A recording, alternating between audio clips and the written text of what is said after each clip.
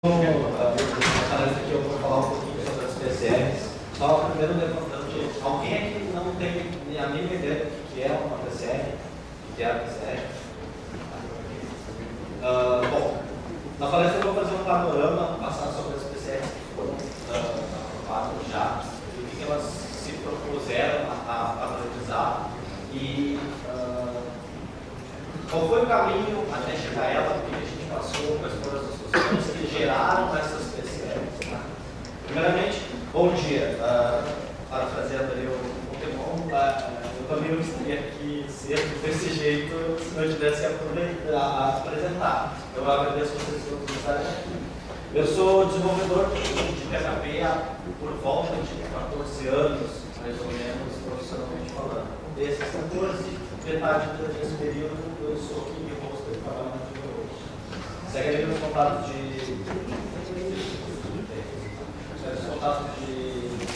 o meu GitHub, caso alguém queira ver o que eu estou fazendo. Aqui segue meu GitHub para se alguém quiser acompanhar o que eu ando desenvolvendo e o meu incentivo. Eu queria. Vou lá.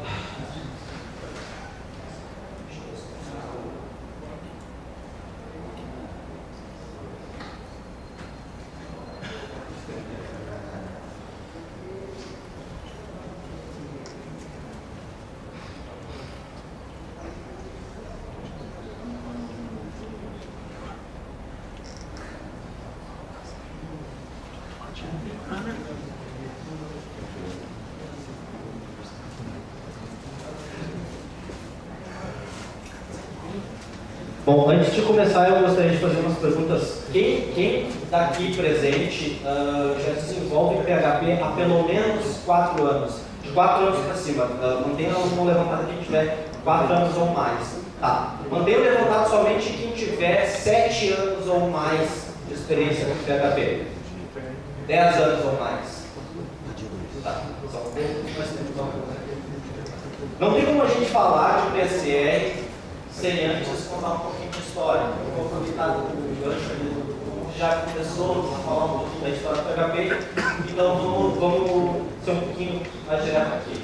Como é que a gente desenvolvia o PHP no início? A gente primeiro fazia tudo num arquivo do index.php, todas as funções estão lá, a gente precisa chamar coisas de banco de dados, a gente chamava tudo na mesma página, embutia o HTML no meio do caminho e fazia tudo corrido. Precisava de uma segunda página de categorias, o que for, a gente gerava mais um arquivo, fazia as mesmas coisas e tudo mais. Até que chegou um momento que a gente começou a se dar conta que estava começando a repetir demais código. E começou a gerar esse tipo de arquivinho aqui, os functions, que a gente incluía esses arquivos dentro das nossas páginas para fazer uso de funções mais específicas que vão se repetir o tempo todo.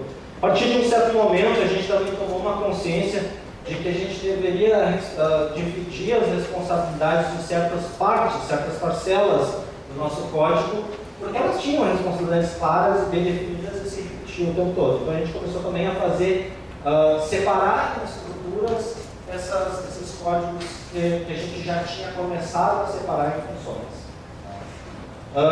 No meio do caminho, a gente começou a ter um ganho de recursos de orientação a objeto, então a gente começou a desenvolver orientado a objeto.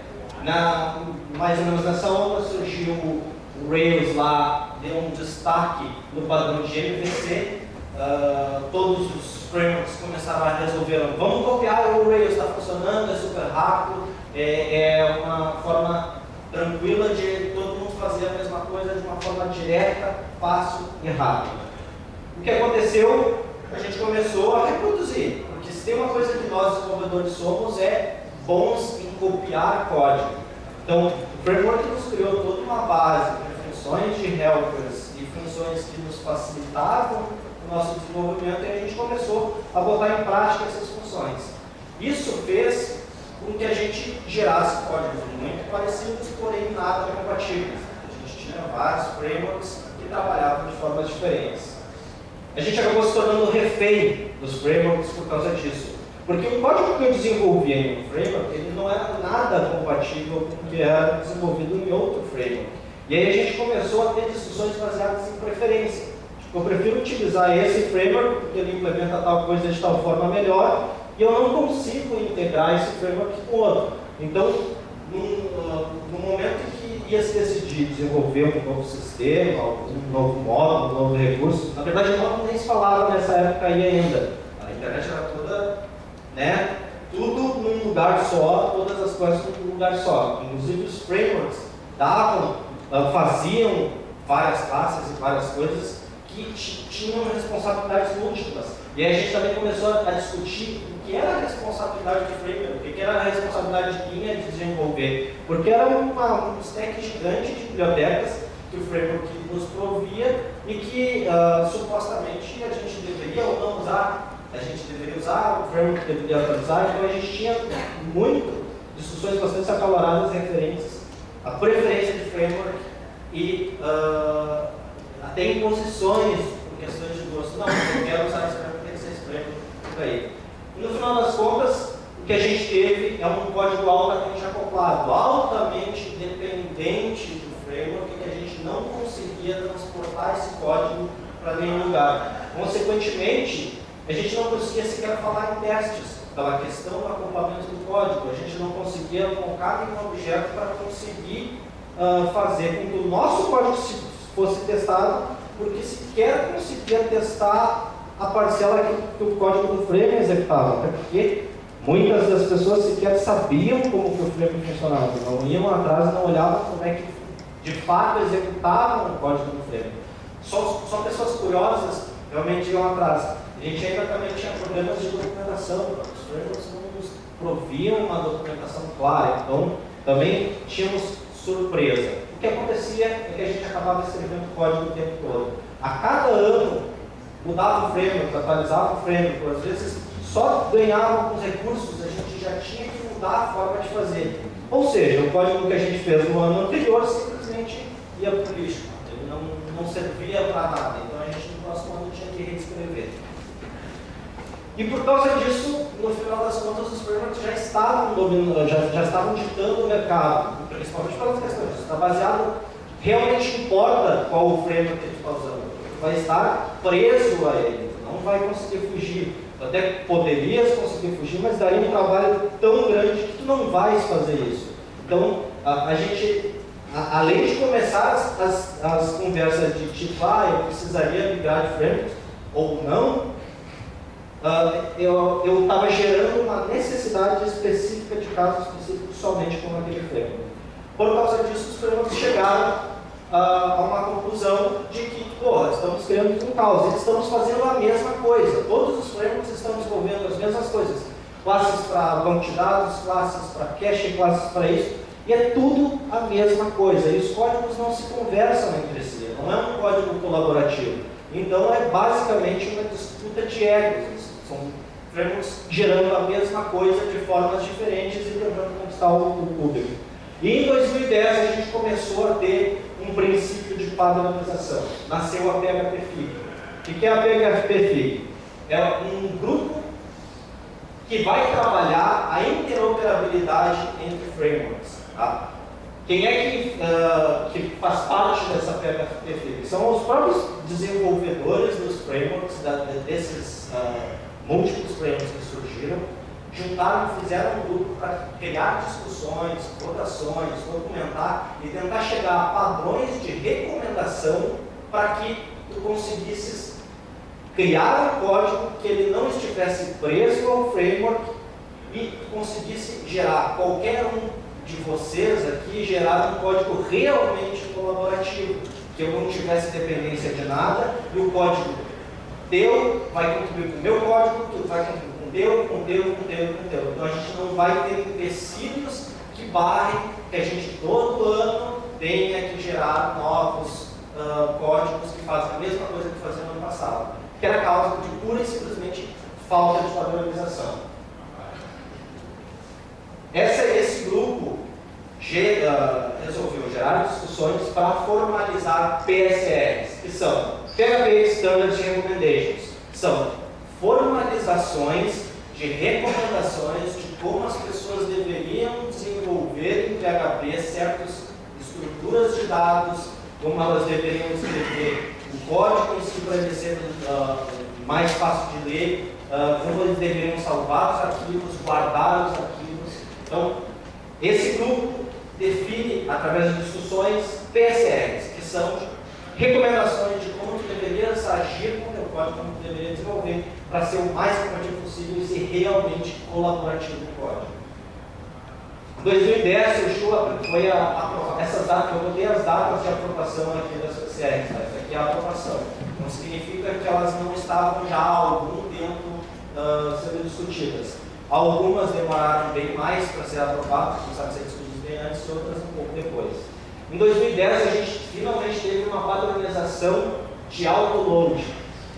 Antes disso, a gente tinha includes e repartes descontrolados. A gente não tinha sequer um padrão de organização de arquivos. Cada framework implementava um autoload diferente e ele guardava em pastas diferentes as coisas. A gente não tinha uma consistência em como que a gente devia armazenar os arquivos para que eu pudesse utilizar ele como uma dependência, como um módulo, e não realmente como esse é o core da minha aplicação e eu desenvolvo em cima dele. Tá? Um outro agravante que a gente tinha antes dessa PCR é que, por causa dessa falta de padronização, muita gente acabava criando seus próprios autoloaders utilizando a função autoload, que permite apenas uma na execução do código todo. Depois foi criada uma outra função da SPL que tu pode acrescentar vários autoloads que resolveria parcialmente esse problema. Mas a gente também tinha problemas basicamente muitas expressões da mesma função que acabavam invalidando a biblioteca ou framework anterior utilizado. Acredite, isso era um cenário bem comum na época. A gente tinha que baixar o framework na biblioteca, fazer um zip, dar uma require, rezar para que funcionasse o require primeiro, antes de qualquer coisa, e alguns a gente tinha que ou chamar um install.php ou um install index.php lá para que o framework terminasse de instalar as coisas. Tá? Detalhe aqui, a gente ainda não tinha PHP built-in, então a gente ainda tinha que saber como configurar o maldito Apache, fazer essas coisas funcionar e passar problema ainda com permissões de arquivos e tudo mais. Somente em 2012 foi criado o Compose. E também foi criado, eu botei aqui entre aspas oficial porque, em teoria, antes disso tínhamos o Perl. A gente tinha aquele cenário de baixar coisas, mas também tinha o Perl.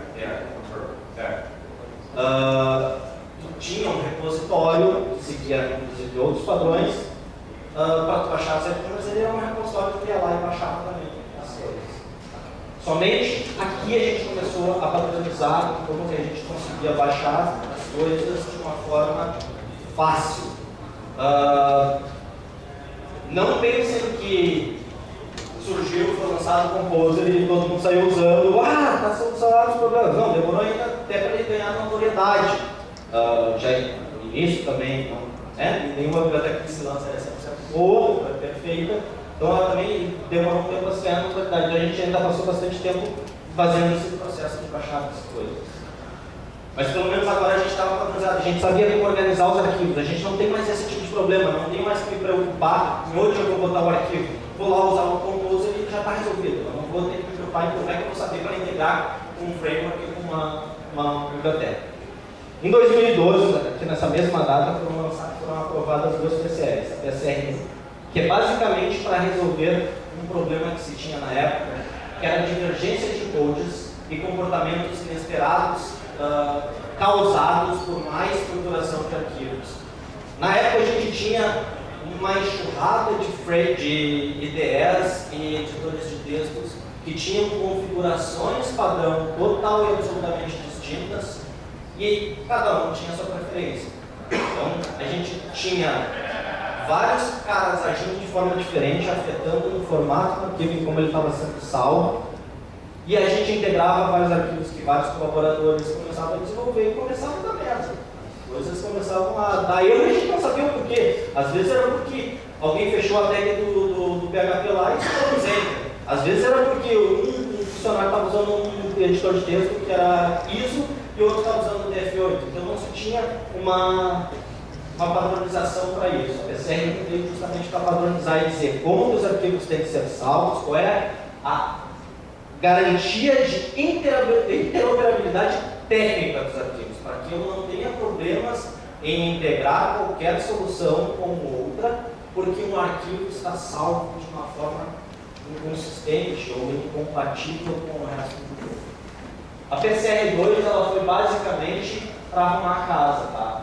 A gente estava num cenário em que cada um fazia como queria, como achava mais bonito. Eu via as pessoas fazendo, achei bonitinho assim, eu vou usar underline, eu vou usar underline no nome do método, eu vou fazer assim, mas não tinha um padrão, faltava consistência na coisa e a gente tinha um padrão sem padrão, que era basicamente cada um definia o seu padrão, qual era o padrão que mais gostava e dizia, mas segue padrão. Só que padrão, sem ser documentado, sem ser formalizado, não é padrão. Então, não precisa existir um padrão. A partir desse momento, a gente conseguiu dar uma consistência para a linguagem, para que a gente conseguisse escrever todos nós mais próximo, que a gente consiga ver o código de uma pessoa e não se espantar quando for olhar o código de outra, porque ela simplesmente utiliza um monte de enter, ela mistura tab com espaço, ela quebra como ela quer a coisa. Então, essa PCR ela veio justamente para definir uma consistência na linguagem. Muitas linguagens já definem isso de raiz, de core, como por exemplo o Python.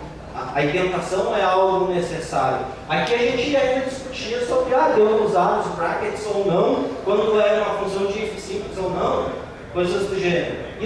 Essa PCR veio para formalizar como cada um de nós deveríamos, pelo menos, escrever o código PHP. Afinal, estamos todos no mesmo caminho, com a mesma intenção. PCR3, log. Só voltando aqui, mais ou menos 2013. Primeiro, estamos finalmente pensando em logs. Acreditem, caso quem não tenha passado por essa época, a gente ainda não tinha algo assim inerente em nós de vou escrever uma aplicação, eu vou botar uns logs aqui para saber o que está acontecendo. Não é comum a gente botar logs, a gente simplesmente começou a se dar conta a partir de um certo momento que precisava ter logs, porque as coisas estavam dando erro e a gente não estava sabendo por que elas estavam dando erro. Então a gente precisava fazer logs e botar logs. E quando a gente começou a realmente fazer isso, a gente começou a perceber divergências de implementações. Todos os frameworks estão criando logs para resolver esse problema. Os logs agem de forma diferente. Às vezes a gente tem mais de uma biblioteca que utiliza log, mais de uma implementa um log diferente, salva em log em arquivos diferentes. Então, essa PCR veio justamente para tentar padronizar isso, centralizar tudo no mesmo log e a gente tem uma consistência de como a gente vai chamar os métodos. PCR4, muita gente, 2013, 2013 a gente teve a primeira PCR de upload, e aqui a gente teve, em 2013, 3 anos depois, uma PCR4 que substitui a PCR0. Substituir aqui, só para deixar claro, não significa que ela invalida ao ponto de não se poder usar. Substitui no sentido não use mais a PCR0, use a PCR4. Ela ainda é funcional, mas essa é que tu deveria estar usando. Porque ela simplesmente, a única diferença exata entre as duas é que ela remove compatibilidades de nomenclaturas de namespace anteriores, basicamente, sendo bem claro, as nomenclaturas per, que utilizam underlines, a gente repetia namespaces necessariamente, então uma velocidade desnecessária que resolveu-se tirar fora da PCR4. PCR0, 2015, o Pokémon falou uma história do PHP há muito tempo. Até 2005 a gente sequer sabia como é que a gente definia HTTP especificamente em PHP. Afinal, a gente desenvolve para a web. A linguagem nasceu para ser feita na web. Mas a linguagem em si, por mais que ela tenha a SQL que define algumas estruturas básicas, algumas estruturas simples, a gente não tem uma estrutura, até então, não tinha, né? Até então, uma estrutura que definisse como que uma mensagem tem que se comportar, como é que uma resposta deve parecer, como é que uma requisição deve parecer, como é que eu tenho que gerenciar o upload. Afinal, o PHP, dependendo de como que tu enviou o upload no form, vai agir de forma total e absolutamente diferente. Então, a gente não tinha até então uma formalização de como que seria a camada de mensagens. E a gente tem RFCs que definem exatamente como que deveria ser o comportamento de uma mensagem, como que deveria agir a camada HTTP. Nessa época aí a gente estava com APIs para todo lado. Foi mais ou menos o momento em que a gente estava desenvolvendo API. Foi mais ou menos quando começou a gente, em palestras, a escutar muito o termo API First, desenvolver em PHP para desenvolver as APIs e a gente, a partir das APIs, consumir essas APIs. Então a gente tinha claramente uma necessidade de definir um padrão para que a gente não repetisse com todos os frameworks, todas as bibliotecas as mesmas coisas, porque cada um tinha uma implementação específica, altamente dependente do framework, porque elas não se conversavam e elas não tinham um padrão definido entre si. Ela foi divisora de águas. A partir da definição da PCR7, todos os frameworks começaram a agir de uma forma um pouco mais parecida. Tu já conseguia, com uma certa dificuldade, porém tu já conseguia transportar parcelas de código que tu tinha feito num framework para outro, caso tu houvesse necessidade de trocar de framework, ou tu estás criando uma nova aplicação e quer trocar de framework e aproveitar um código que tu tenha feito com outro. Ainda tínhamos bastante dificuldade de fazer isso? Sim, ainda tínhamos bastante dificuldade de fazer isso. Porém, já começava a ser possível, porque a camada principal referente à HTTP já estava definida. A gente já tinha uma padronização da camada HTTP. E essa PCR ela também foi divisor de águas porque ela foi ponto de partida para novas discussões. Por que o Node está ali? Mais ou menos nesse período, o Node começou a ter uma maior notoriedade e o Node ele já estava na época utilizando para a web as questões de middlewares, né? O paradigma de middleware. E a partir daí começaram as discussões de implementações de middleware em PHP, usando como base como eram as implementações de Node para desenvolver em PHP. A mesma coisa, começar a discutir e, quem quiçá, um dia a gente conseguir chegar no padrão disso. Também em 2015, dado a questões de termos APIs por todo lado, a gente tinha muitos problemas de performance. E esses problemas de performance muitas vezes eram causados por altos acoplamentos de frameworks, bibliotecas, e a gente tinha 1 milhão de camadas. Então a gente tinha uma necessidade intrínseca de fazer cache. A Edility não está aqui sem motivo algum. Essa ferramenta gerou vários problemas de performance e é uma bosta. Então, nessa época, a gente tinha uma necessidade clara, intrínseca, só que a gente tinha muitas opções, tanto no sentido de ferramentas de cache, como no sentido de implementações de cache em cima dessas ferramentas para PHP. Então, a gente tinha diversas funcionalidades, algumas ferramentas melhores, outras melhores, e é uma necessidade comum em várias camadas. O que isso impacta? Se eu tenho uma necessidade de uma abstração de banco de dados, uma necessidade de cache, eu tenho que botar um cache em HTTP, eu tenho que botar um cache em vários locais da minha aplicação, significa que eu poderia, por exemplo, estar utilizando uma única comunicação comum de cache entre todas essas bibliotecas, que não era possível até uma formalização de como que deveriam agir essas bibliotecas para que elas fossem únicas e eu não ter lá na minha pasta 1 milhão de reimplementações de cache.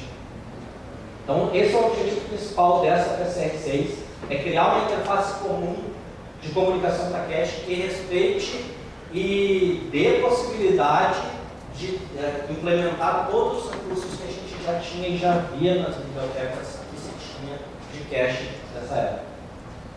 Hypermedia Link, essa é uma PCR relativamente desconhecida. Eu uso isso como partindo do pressuposto que eu não vejo muitas implementações dessa PCR. O que ela define? Nesse momento, a gente já está com APIs mais complexas. As APIs já suportam múltiplos formatos e a gente tem características muito comuns nesse múltiplo formato. São links entre recursos. Nesse período aqui, a gente estava com muitas APIs, RESTful, JSON-Hall, começando a surgir vários formatos, E todos esses formatos têm aquela coisa clara. Eu tenho que ligar um recurso a outro. Então, no resto, se eu mandei um post para uma edição, eu criei um recurso, eu retorno no corpo parcial e eu boto lá um link para eu achar o recurso. Outra situação. Só que a gente não tinha, no PHP, a gente não tinha uma estrutura sugerindo de como o link se comporta. E o link é uma das estruturas mais antigas que a gente tem na internet, como vemos, né? Quando a gente acessa um site, a gente tem um link. Que se clicar nele, a gente acessa outro site, também tem outros links. E aí, então a gente tem basicamente um gráfico de links. E essa estrutura não existia a representatividade, essa PCR veio justamente para formalizar essa representatividade.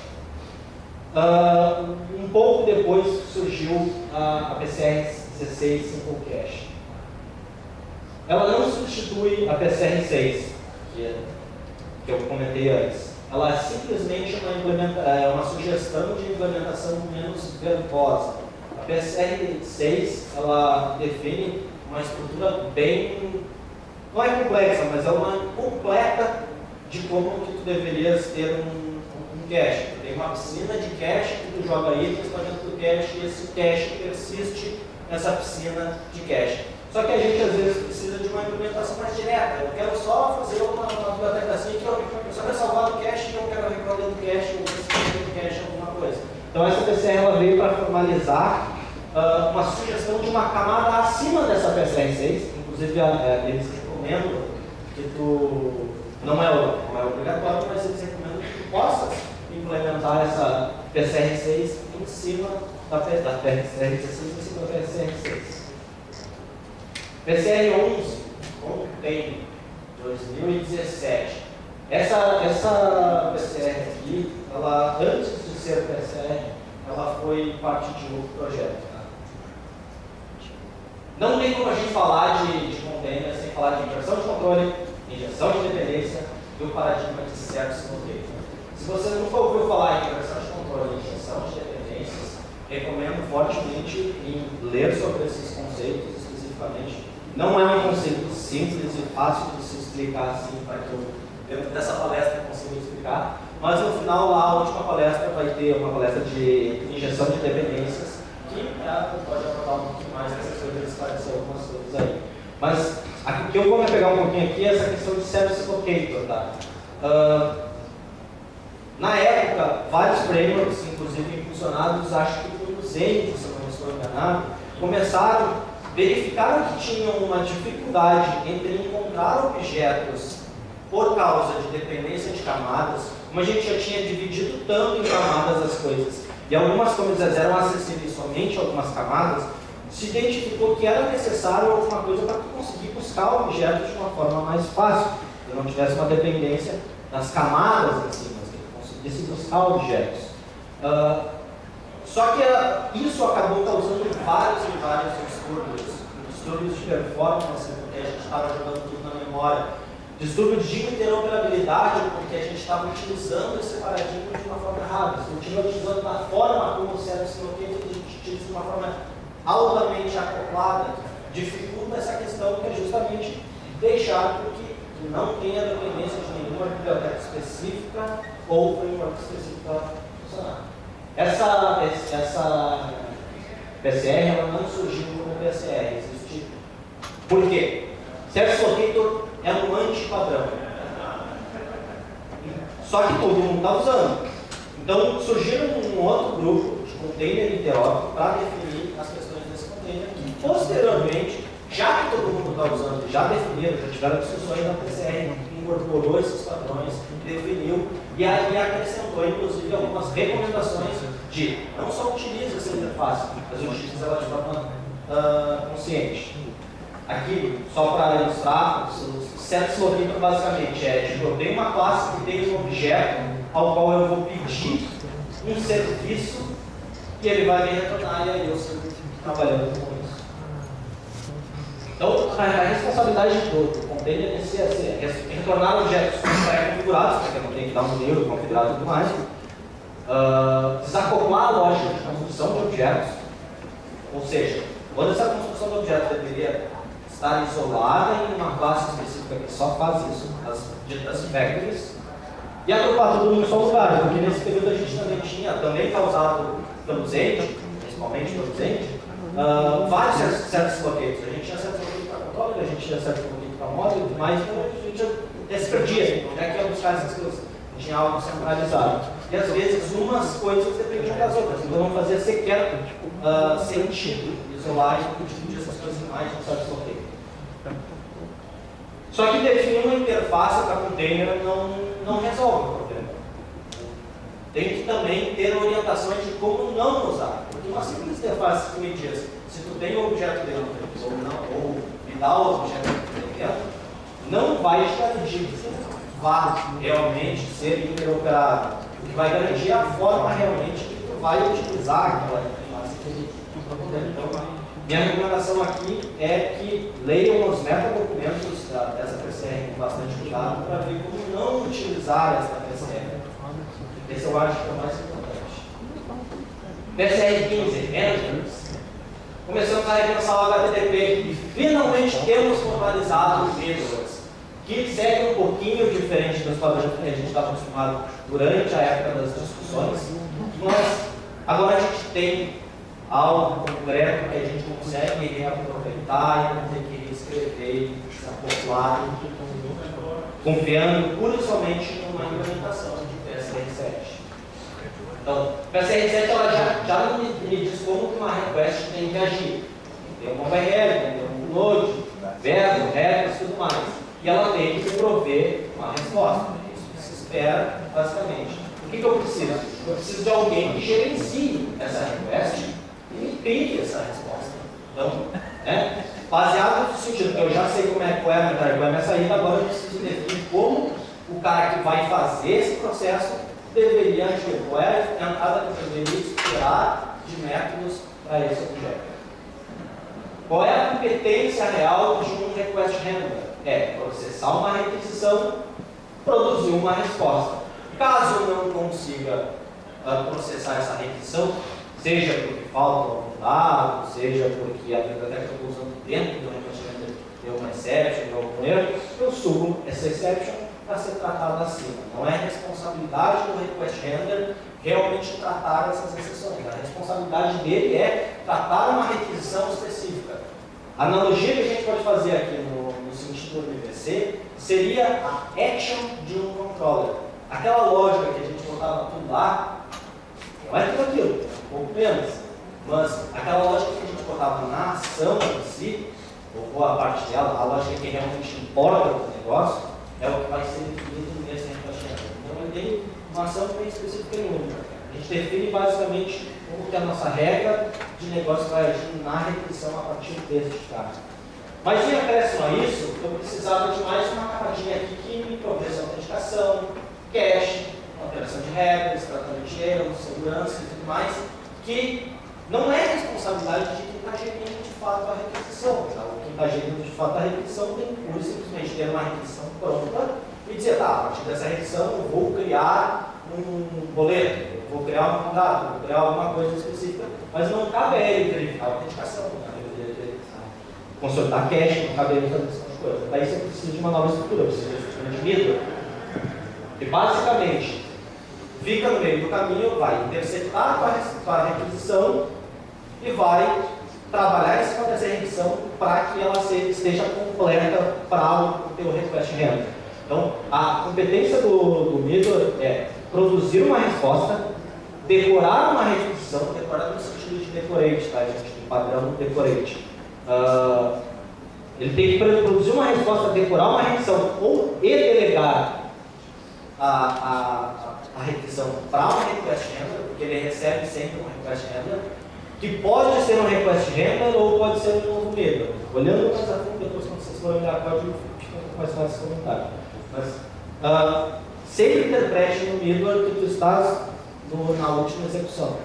Tipo, tu não finge que não tem nenhum middleware para trás de ti, não tem nenhum middleware para tua frente, tu só tem que fazer a tua lógica específica de responsabilidade única e que depois que tu fizer isso, tu passa adiante, passa o bastão, basicamente isso. Então tu vai ter um código bem específico para aquela camada, para aquela coisa. Então ele decora a requisição e passa para o handler para ele continuar o tratamento normal da requisição. Ou ele pode delegar primeiro para o render, para ver o que o render vai chegar de conclusão, e aí eu vou dar uma decoradinha na resposta, porque eu preciso de um render a mais, eu preciso de alguma coisa do gênero. Então ele basicamente tem uma função intermediária. O middle é aquele código que fica no meio. Então, ele vai interceptar no meio do caminho a request, que já está lá bem definida pela PCR7, vai agir em cima daquilo, acrescentar parâmetros ou não, passar adiante para o render e retornar aquela resposta dele ou incrementar a resposta e retornar. No caso de autenticação, ele não passaria para o render para tratar, por exemplo, caso ele não tivesse sido autenticado. Ele verifica, está autenticado? Não, não está autenticado, então eu vou tratar de outra forma. Ele vai tirar a resposta específica. Então essa é a tendência. Ou ele regera a resposta, delega, decora delega, ou delega decora. A hashtag fica a dica. Esse repositório aqui do GitHub tem middlers a dar um pau. Basicamente, todas aquelas coisas que, todas não, pelo menos a grande maioria das necessidades comuns que a gente precisa de cache, autenticação, cores, N coisas, já temos middlers prontos para isso. Então não temos muito trabalho. Uma recomendação que eu dou é leiam os códigos realmente desses middlers, entendam como eles funcionam. Vejam como que está sendo desenvolvido para ver, tirar conclusões de como que poderia fazer para tornar isso de forma menos acoplada. Porque uma das formas que a gente mais aprende, ou pelo menos a maioria dos desenvolvedores, é lendo código. Então, a gente precisa ler muito mais código do que fazer código. Então, eu recomendo não só consumir esses códigos, como também ler cada um dos códigos como que ele age para ver como você vai começar a fazer os teus middlers caso tu não encontre na internet algo que faça que esteja pronto. Esse segundo repositório é um repositório que eu criei para brincar justamente com essas PCRs de HTTP, para quem, se alguém quiser acompanhar fazendo nossos testes no HTTP. Bom, a gente tem lá já uma estrutura, PCR7 já define uma estrutura de como que os objetos HTTP devem se responder, como eles devem agir. E a gente já tem middlers e a gente já tem handlers. Só que a gente tem, neste cenário, algo diretamente e absurdamente acoplado a uma implementação da PCR7. Então, as HTTP PCR17, da HTTP Packers, ela, pura e simplesmente porque a PCR7 não descreve como que eu devo criar o objeto, ela não sugere um objeto de factory para me retornar com os objetos, eu tenho a necessidade de criar essa sugestão, porque se eu não tiver um objeto de factory de uma resposta ou de uma requisição, eu obrigatoriamente vou ter que ou implementar ou depender de uma implementação da PCR7, o que não é bom, porque ainda, além de tudo, tu está atrelando, tu pode, utilizando a PCR7, tu pode desatrelar do cenário comum e atrelar no cenário mais comum. Mas a intenção do PCR não é só padronizar e sim somente a PCR7, é também tentar viabilizar quem ainda não está na PCR7 se adaptar. Nas PCRs em geral, não necessariamente na 7. Então, a gente não tem essa estrutura para criar isso. Então, para não ter, tirei o slide, mas para não ter uma estrutura que dependa dessa implementação, eu só boto na minha construção que eu preciso de uma factory. Como ela vai ser feita, não é responsabilidade minha, eu preciso fazer a minha lógica e construir através de uma factory a resposta e aí decorar ela caso eu queira que eu precise. PCR18 define HTTP Client, uma PCR bem simples, é uma interface simples de um método. A gente tem já historicamente muita necessidade de comunicação de uma API para outra. A gente já vem de uma época, a gente está criando API em cima de API, a gente precisa comunicar às vezes uma API com a outra. E a gente até então, até agora, 2018, não tinha uma formalização de como que esses agentes, esses clients, iriam fazer realmente uma requisição para a outra API para o outro setor. A gente sabia como a requisição era, como que a resposta era, conseguia trabalhar nisso, mas o cara que envia, a gente ainda não tinha uma definição, um padrão definido de como que deveria ser. E essa PCR veio justamente para formalizar como que deve ser um cliente de HTTP, como que ele deveria enviar a requisição para receber a resposta. Isso aqui inclui se ele deve ou não disparar exception nessa coisa. Tem várias recomendações. Voltando naquele comentário lá da PCR Linux, definir interface não resolve o problema. E por isso que eu digo, leia todas as PCRs, todos os metadocumentos para entender não só quais são as interfaces que tu deve usar, mas como tu deve usar elas. Event Dispatch, saiu do forno agora, há pouquinhos meses aí. É um paradigma que sempre esteve presente em todos os frameworks, em várias bibliotecas, e esse é um dos que causa maiores problemas de termos de 1 milhão de bibliotecas fazendo exatamente a mesma coisa. Um comportamento distinto, inclusive. Porque a gente tem várias camadas que utilizam esse paradigma. A gente tem quantidades que utiliza Event Dispatch, a gente tem o próprio framework que utiliza Event Dispatch. E na maioria das vezes, esses Event Dispatch não estão ligados de nenhuma forma. Tu não consegue escutar eventos de uma forma compartilhada, de uma forma fácil de ter sido interceptado. Tem que estar sabendo com o que está trabalhando em um direto com o Event Dispatch. Então, porque a gente tinha divergências de implementações, várias implementações, a gente necessitava centralizar isso em uma coisa só. E enquanto não se tinha uma interface ou algo que recomendasse como que deveria agir um event dispatcher, a gente não ia conseguir isso. Então agora a partir daí a gente consegue já ter algo interoperado na nível de event dispatcher. Já existem bibliotecas implementadas com isso, totalmente funcionais, então tu já pode, a partir de hoje, por mais que ela seja bem nova, se você quiser a partir de hoje usar, já tem biblioteca já pode sair usando ela a partir dela, que tu não vai ter que dar aquela 1, 2 anos a reescrever o teu código, porque tu não fez em aula. Considerações finais. Primeiro, acima de tudo, saiba mais sobre as PCRs. Entra lá no site da PHP, abre uma a uma das PCRs. A PCR tem metadocumento, lê o metadocumento. O que é o metadocumento? É o documento que basicamente descreve a problemática e como que deveria se agir dentro daquela problemática. Aí define-se um documento que vai formalizar como que vão ser as interfaces, como que vai agir realmente. Mas o metadocumento descreve o cenário real, como que os frameworks estão fazendo, como que se espera que seja, quais são as divergências e tudo mais, para se chegar a um padrão. Aplique elas no seu dia a dia.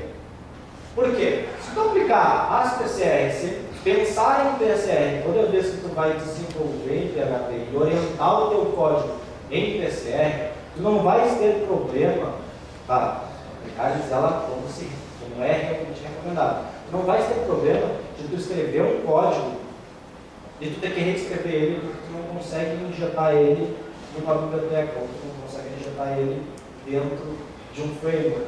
Tu não consegue tirar ele de um framework e reaproveitar em outro.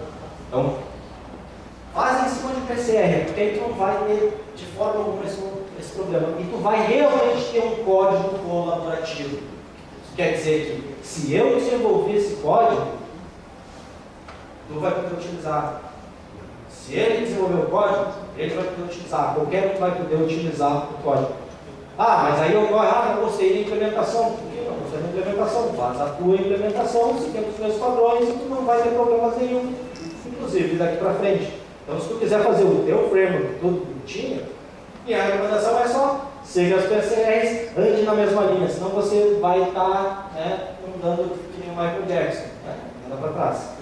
Então, vai na onda, segue na onda, porque esse é o caminho. Eu acho que a gente está no caminho certo. A gente já consegue gerar um código HTTP reaproveitável, interceptável entre camadas e que a gente consegue trabalhar sem mínimo de retrabalho e principalmente de forma colaborativa, sem repetição desnecessária de implementações.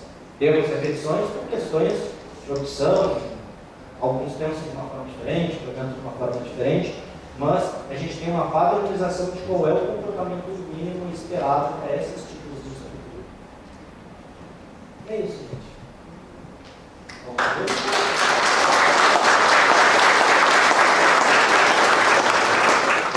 Os que levantaram a mão quando eu perguntei se não, nunca tinham ouvido falar PCR, ficou claro o que é PCR?